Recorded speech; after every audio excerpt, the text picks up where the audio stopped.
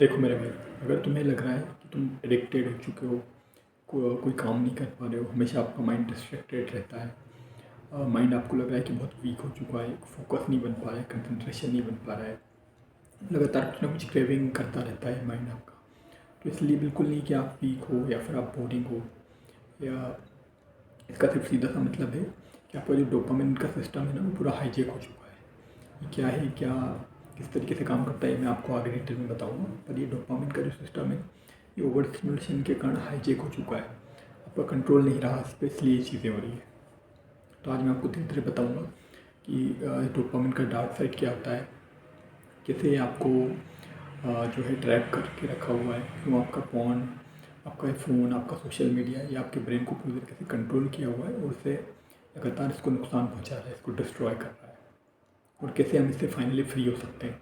मैं आपको साइंस और स्पिरिचुअलिटी इन दोनों के कॉम्बिनेशन से का यूज़ करते हुए इसका साइंस भी बताऊंगा, और साथ में इससे कंट्रोल पाने के, इससे बाहर निकलने के तरीके भी बताऊंगा। तो ये इस चीज़ के लिए बहुत ही ज़्यादा पावरफुल इंपॉर्टेंट वीडियो इस चीज़ के लिए। चलिए शुरू करते हैं। तो सबसे पहले सेक्शन 1 में शुरू करूँगा। इसमें मैं आपको बताऊँगा कि एक्चुअल में डोपामिन होता क्या है। देखिए, अक्सर लोगों को ये गलतफहमी हो जाती है कि डोपामिन का मतलब है प्लेजर। ऐसा नहीं है। असल में जो डोपामिन है ना, वो प्लेजर नहीं है। डोपामिन जो है एक तरीके का मोटिवेशन है, डिज़ायर है, ड्राइव है, फोकस है, फ्यूचर की डायरेक्शन देता है, ये सारी चीज़ें करवाता है। सिर्फ प्लेजर से इसका वो नहीं है। जब भी ब्रेन जो डोपामिन जो है वो रिलीज़ करता है ना, तो उसका ये मतलब होता है कि इसके पीछे जाओ, उसको चेस करो, उसको रिपीट करो बार बार। क्योंकि किसी चीज़ से डोपामिन मिला, एक फील गुड हुआ, तो ब्रेन कोशिश करेगा कि उसको दोबारा से वो वाली फील गुड करना है, दोबारा से उस फीलिंग को पाना है, उसे चेस करवाएगा अपने को, उसको रिपीट करवाएगा, है ना। तो अब आप सच सुनिए इसके पीछे का। हमारा जो डोपामिन सिस्टम होता है वो इसलिए बनाया गया है ताकि हम लाइफ को बिल्ड कर सकें, अपने गोल्स जो हैं उन पे काम कर सकें, उनको पूरा कर सकें, अपनी पढ़ाई कर सकें, वर्कआउट कर सकें, एक्सरसाइज कर सकें, लर्निंग कर सकें, कुछ नया सीखने की इच्छा रहे हमारे अंदर, अपना जो स्ट्रॉन्गेस्ट वर्जन है वो हम बन पाए। इन सारी चीज़ों के लिए सिस्टम है। लेकिन एक्चुअल में कुछ गलत चीज़ों के कारण हमारा डोपामिन पूरी तरीके से हाईजेक हो गया है। किस वजह से? इसका एक मेन जो सबसे बड़ा रीज़न है हम लोगों की लाइफ में, वो है पॉर्न और मस्टरबेशन।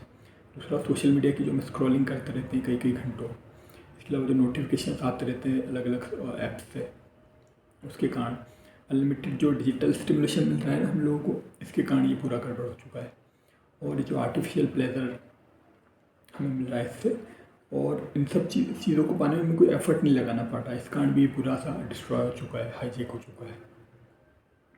तो हमारे जो ब्रेन का डोपामिन सिस्टम इस तरीके से पूरा हैक हो गया है, ज़्यादातर लोगों को इसके बारे में पता भी नहीं है। तो ये कहानी है इसके पीछे। तो हम सेक्शन 2 शुरू करते हैं। इसमें मैं आपको बताऊँगा आप ट्रैप कैसे हुआ है। चलिए साइकिल को बहुत ही सिंपल तरीके से समझते हैं। सबसे पहली जो स्टेप होती है ना, वो होती है ओवर स्टिमुलेशन। अपन लोग क्या करते हैं, कंज्यूम करते जाते हैं, लगातार करते हैं पॉन्स को, रील्स को, जंग जो कंटेंट है जितने भी उनको। तो ब्रेन को बहुत ही मैसिव अमाउंट में डोपामिन के स्पाइक्स मिलते हैं। मतलब इन चीज़ों से जो डोपामिन का रिलीज़ होता है ना, थोड़ा बहुत नहीं होता, नॉर्मल से कई गुना ज़्यादा डोपामिन का रिलीज़ होता है। फिर आती है स्टेप 2, उसमें टॉलरेंस डेवलप होता है। होता क्या है, जब लगातार इतना ज़्यादा वो मिल रहा होता है डोपामिन, तो ब्रेन को हाई डोपामिन की आदत लगने लगती है, उसकी आदत बना लेता है। तो इससे कम में उसे मज़ा ही नहीं आता। जब उसे इतना ज़्यादा मज़ा मिल रहा है किसी चीज़ में, तो उसे कम वाली चीज़ों में क्यों वो करना चाहेगा, जिनमें कम मज़ा मिल रहा है, जिनमें कम डोपामिन मिल रहा है। उस कारण से जो नॉर्मल लाइफ है वो एकदम बोरिंग लगने लगती है, उसे तो इसी की आदत हो जाती है। तो अचानक से क्या होता है, फिर आप कोशिश भी करते हैं अगर पढ़ाई की, पढ़ाई आपको बोरिंग लगती है, क्योंकि उसमें इतना डोपामिन नहीं मिल रहा है जितना भयंकर उसमें मिल रहा होता है। यदि कोई काम है तो वो आपको बोरिंग लगने लगता है, लोगों से बात करना बोरिंग लगने लगता है, रियल लाइफ के इंटरेक्शन होते हैं वो इतने ज़्यादा डोपामिन नहीं देते हैं, इसलिए सारी चीज़ें आपके लिए बोरिंग हो जाती है। क्यों होता है? क्योंकि कुछ भी उस लेवल के अमाउंट से कम्पीट नहीं कर पा रहा है। जो पॉर्न और जो रील्स के स्क्रॉलिंग से जो डोपामिन का स्पाइक मिल रहा है ना, उसके आगे ये सब चीज़ें बहुत ही कम डोपामिन देती हैं। तो इस कारण ये स्थिति क्रिएट होती है। फिर आती है हमारी स्टेप 3। इसमें क्या होता है, फिर डोपामिन क्रैश होता है। पहले तो स्पाइक हुआ यानी ऊपर गया, उसके बाद ही क्रैश होता है। हर स्पाइक के बाद ही क्रैश आता है। जब भी क्रैश आता है ना, तो फिर क्या फील होता है, हमें लगता है कि हमारी एनर्जी बहुत ही ज़्यादा लो हो गई है, ब्रेन फॉग हो गया, एकदम खाली सा हो गया है, मेमोरी बहुत ही वीक हो गई, कोई मोटिवेशन ही नहीं बचता लाइफ में, गिल्ट लगा जाता है मन में, एंग्जाइटी हो जाती है काफ़ी ज़्यादा। ये सब होता इसलिए होता है क्योंकि पहले तो डोपामिन का स्पाइक हुआ, फिर क्रैश हो गया, बहुत ही नीचे चला गया वो, फिर हमें वो जो अच्छी फीलिंग हो रही होती है उसकी तुलना में बहुत ही बुरा लग रहा होता है। तो उस कारण ये सारी चीज़ें होती हैं। कई बार जब आपको लगता है ना कि यार लाइफ में इतना एक खालीपन सा क्यों लग रहा है, इतना गिल्ट क्यों आ रहा है, इतना ज़्यादा अनमोटिवेटेड क्यों लग रहा है, मोटिवेशन पूरा चला ही गया है, एनर्जी बिल्कुल ही चली गई। तो जो उसका डोपामिन का जो क्रैश हुआ है उस कारण से हुआ है। पहले स्पाइक हुआ और फिर क्रैश हुआ। फिर हम करते क्या हैं, फिर हम वापस वही हैबिट दोहराते हैं क्योंकि वापस से हमें वही डोपामिन चाहिए होता है, वही फील गुड चाहिए होता है। फिर से हम कोशिश करते हैं कि वही डोपामिन का हिट फिर से मिल जाए। तो यही ट्रैप है, इसी ट्रैप में हम फंसे रहते हैं, बार बार उसी प्रक्रिया को दोहराते रहते हैं। तो मुझे पूरी उम्मीद है आपको पता चल गया हो कि जो ट्रैप में क्यों फंस गए आप, ये है क्या। हम सेक्शन 3 पे चलते हैं। अब मैं इसका आपको स्पिरिचुअल साइड दिखाऊंगा कि आपको ये जो इतना एम्प्टी सा जो फील होता है ना, तो वो क्यों हो रहा है। देखिए, जो मॉडर्न साइंस है वो डोपामिन को एक्सप्लेन करती है, और जो हमारा पुराना जो स्पिरिचुअलिटी है वो एनर्जी को एक्सप्लेन करता है। हम जो पॉन है, ओवर स्टिमुलेशन है, या फिर बहुत ही ज़्यादा जब हम इंडल्ज हो जाते हैं इस तरह की चीज़ों में, तो ये सिर्फ हमारे ब्रेन को ही इफेक्ट नहीं करती, बल्कि ये हमारी वाइटल एनर्जी को, यानी जो हमारा ओजस होता है, योगिक साइंस में से ओजस कहा जाता है इस वाइटल एनर्जी को, इसको भी अफेक्ट करती है, इसको पूरा ड्रेन कर देती है, इसको पूरा ख़त्म कर डालती है। जब ओजस गिरता जाता है, हमारी वाइटल एनर्जी गिरती जाती है, तो हम अपनी ज़िंदगी से कितना क्या क्या चीज़ें खोते हैं। हमारा विल पावर चला जाता है, हमारा कॉन्फिडेंस चला जाता है, जो हमारी क्लैरिटी होती है लाइफ के लिए वो जाती जाती है, इमोशनल स्टेबिलिटी है वो ख़त्म होने लगती है, अंदर की हमारी शांति है वो जाने लगती है, हमारे अंदर जो एक मस्कुलाइन ड्राइव होती है वो वीक पड़ जाती है, ख़त्म होने लगती है। और इसी कारण हमको एकदम डिसकनेक्टेड सा फील होता है, और मेंटली हम बहुत ही ज़्यादा वीक फील करते हैं, इमोशनली बहुत ही अनस्टेबल से हो जाते हैं, और जल्दी ट्रिगर हो जाते हैं। छोटी छोटी चीज़ों से हमें बहुत जल्दी गुस्सा आने लगता है, इतनी जल्दी ट्रिगर होने लगते हैं हम लोग, और गुस्सा नहीं संभाल पाते, पेशेंस नहीं रख पाते हैं, एकदम रेस्टलेस से हो जाते हैं, पर्पसलेस हो जाते हैं, लाइफ के लिए कुछ पर्पस बचता ही नहीं है। तो जो हमारा जो एनर्जी सिस्टम है, डोपामिन सिस्टम है, दोनों ही कोलैप्स हो जाते हैं, और यहीं से फिर जो एडिक्शन जो है वो हमारी एक आइडेंटिटी बनने लगती है, वो हमारी एक पहचान ही हो जाती है अपने मन के अंदर, अपने सबकॉन्शियस माइंड में, कि हम एक एडिक्टेड पर्सन है, उसी की तरह हम बिहेव करते हैं, उसी सब में दिन रात जो है फंसे रहते हैं। तो आपको मैंने अभी 3 सेक्शंस में सारी चीज़ें समझी। अब हम नेक्स्ट सेक्शन की तरफ चलते हैं, चौथा सेक्शन। इसमें मैं आपको बताऊंगा कि जो विल पावर है ये काम क्यों नहीं कर रहा है। कि आप डिसाइड तो कई बार करते हैं विल पावर से कि अब मैं इस आदत को पूरा छोड़ दूंगा। आप इतने महीनों का आप संकल्प ले लेते हैं कि मैं 1 महीने नहीं करूँगा, 3 महीने नहीं करूँगा, 6 महीने, 1 साल ब्रह्मचर्य का पालन करूँगा, या फिर इस आदत को पूरा तोड़ दूँगा। ऐसे आप कई बार संकल्प लेते हैं, लेकिन इस संकल्प के बावजूद, इस विल पावर के बावजूद आप क्यों फेल हो जाते हैं। आपने अब तक कई चीज़ें ट्राई की होगी, ढेर सारे मोटिवेशनल वीडियो देखे होंगे, अचानक से छोड़ दिया होगा, ऐप डिलीट कर दिए होंगे, प्रॉमिस किया होगा कि अब नहीं करूँगा, लेकिन बार बार रिलैप्स हो जाता है ना। तो ये क्यों हो रहा है? क्योंकि जो विल पावर है ना, वो डोपामिन की जो कंडीशनिंग है ना, इसको हरा नहीं पा रहा है। मतलब डोपामिन की जो कंडीशनिंग है उसके आगे ये वीक पड़ रही है वो, और मतलब जो हमारा दुश्मन है उसके आगे कहीं ज़्यादा मजबूत है। हमारा ब्रेन है वो तो एक ऑटोमेटिक लूप पे चल ही रहा है, मैंने भी ऑलरेडी समझा। पहले कोई ट्रिगर आता है, फिर हमारी अर्ज आती है, बहुत ज़्यादा बढ़ जाती है, फिर उससे हमें कुछ रिवॉर्ड मिलता है, फील गुड होता है, फिर उसके बाद हमें गिल्ट आता है कि मैंने आज फिर कर लिया, फिर अपने आप को नीचे धकेल दिया, और फिर हम उसे बार बार रिपीट करते जाते हैं, इस ट्रैप में हम फंस जाते हैं। तो एडिक्शन जो है ना, वो सिर्फ अर्ज से फाइट करके नहीं ब्रेक होती है, बात आप अच्छे से समझ लो। एडिक्शन ब्रेक होगा जब हम अपना डोपामिन का सिस्टम है ना, और जो कि हाईजेक हो चुका है, ओवर स्टिमुलेटेड हो चुका है, इसको हम जब रिवायर कर लेंगे ना, तब ये हम इससे जीत पाएंगे। फिर विल पावर के दम पे जीतने की कोशिश करेंगे, जैसे अब तक हम हारते गए इतने महीनों तक, इतने सालों के बावजूद कंट्रोल नहीं पा पाए ना, आगे भी यही चलता रहेगा। तो हम सेक्शन 5 शुरू करते हैं। इसमें मैं आपको बताऊंगा कि डोपामिन की ट्रैप से आपको कैसे बाहर निकलना है। तो इसके लिए मेरा जो डोपामिन एस्केप प्लान है, उसका जो सबसे पहली बात है वो है डोपामिन की फास्टिंग। आपको क्या करना है, 24 से 72 घंटे के लिए जो भी हाई डोपामिन ट्रिगर्स हैं उनको हटाना है। जैसे कि उसमें पॉर्न हो गया, जो आप लगातार रील्स स्क्रॉल करते रहते हैं इंस्टाग्राम पे, यूट्यूब पे, इन सब को आपको बंद करना पड़ेगा। कई सारे जो फालतू के कंटेंट देखते रहते हैं, जंक कंटेंट, जैसे ढेर सारी यूज़लेस न्यूज़ सुनते रहना, बिना काम की चीज़ें देखते रहना, बस फ़न के लिए, इंटरटेनमेंट के लिए जो आप लगातार देखते रहते हैं, वो लगातार ओवर स्टिमुलेटेड होते रहते हैं। उन सब चीज़ों से आपको थोड़ा सा ब्रेक लेना है, ब्रेन को साइलेंस देना है ना। सबसे पहली चीज़ तो ये होगी। फिर दूसरे नंबर पे आता है अब हमें जो मीडियम डोपामिन वाली हैबिट्स है उससे उनको रिप्लेस करना है। मतलब वो वाली तो हमने छोड़ दी हाई डोपामिन वाली, लेकिन वो मीडियम डोपामिन वाली कर लेना है हमको, है ना। तो आर्टिफिशियल प्लेजर इसको हमें रिप्लेस करना है नेचुरल रिवॉर्ड से। नेचुरल रिवॉर्ड्स किस में मिलते हैं, जैसे कि घूमना हो गया, तो ये भी हमें डोपामिन देता है, लेकिन ये नेचुरल है आर्टिफिशियल की बजाय, और ये मीडियम लेवल का देता है। इसके अलावा कुछ हम सांस वाली एक्सरसाइज करते हैं, जैसे कुछ प्राणायाम होते हैं, जैसे कि अनुलोम विलोम प्राणायाम हो गया, भ्रामरी प्राणायाम हो गया, ओम का उच्चारण हो गया, भस्त्रिका प्राणायाम हो गया। तो इस टाइप के कोई भी जो ब्रीथ वर्क होते हैं इनसे भी ये होता है। इसके अलावा हम जब बुक पढ़ते हैं तब भी ये चीज़ होती है, आप नहाते हैं तब भी ये होता है, कुछ आप जर्नलिंग करते हैं अपनी थॉट्स को लिखते हैं तब भी ये होता है। स्टडी कर सकते हैं आप छोटे छोटे आधे घंटे के लिए, 1 घंटे के लिए। तो ये जो हमारा जो डोपामिन है ना, इसको बेसलाइन को स्टेबल कर देगा। ये जो बार बार स्पाइक्स हो रहे थे ओवर स्टिमुलेशन के, उसको ख़त्म करके अब थोड़ा सा स्टेबल करने लगेगा। फिर हमारी आती है थर्ड स्टेप, वो है 5 सेकंड का अर्ज ब्रेकर। यानी जब भी अर्ज आती है ना, तो सबसे पहले तो गहरी सांसें लेना है। दूसरा जो हमारी पेल्विक फ्लोर होती है ना, इसको हमें टाइट कर लेना है। इसको आप थोड़ा सा और यूट्यूब पे सर्च करके समझ सकते हैं। हमारा जो एरिया होता है बाथरूम के आसपास का जो पेल्विक फ्लोर है, उसको हमें टाइट करके ऊपर की तरफ खींचना है। जैसे कि आप मान लीजिए बाथरूम करते करते अचानक अगर बीच में होल्ड करेंगे, तो अब जो मसल जो यूज़ हो रही होती है ना, तो वो मसल है। इसके अलावा जो हमारा गुदा द्वार होता है, वहाँ की जो मसल थे उनको हमें टाइट करके ऊपर की तरफ खींचना होता है इसमें।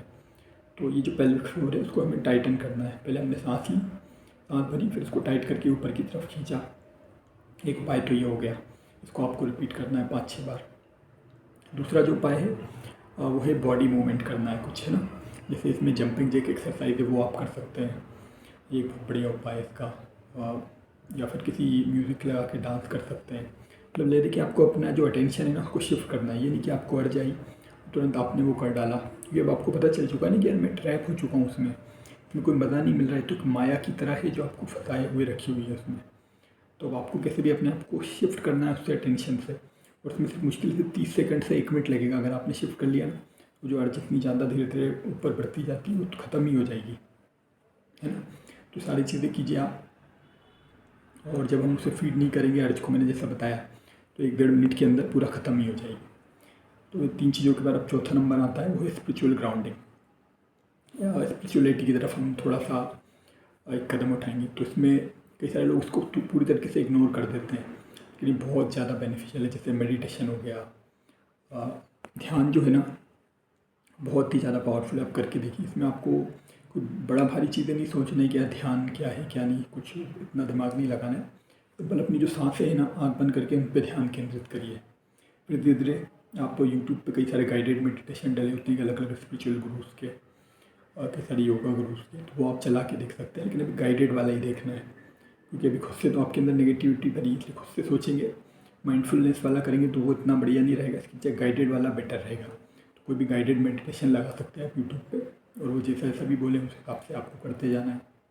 इसके अलावा त्राटक ध्यान आपने सुना होगा, ये भी हम कर सकते हैं, बहुत बढ़िया है, इसको भी आप यूट्यूब पे सीख सकते हैं। इसके अलावा सांसों को भर के रोकना है। जैसे आपने सांस खींची, दोनों हाथ नीचे रखे, अब सांस भरने के बाद इसको 10 सेकंड के लिए होल्ड कर लिया, फिर धीरे धीरे इसको रिलीज़ कर दिया। जैसे मैं एक बार करके बताता हूँ आपको।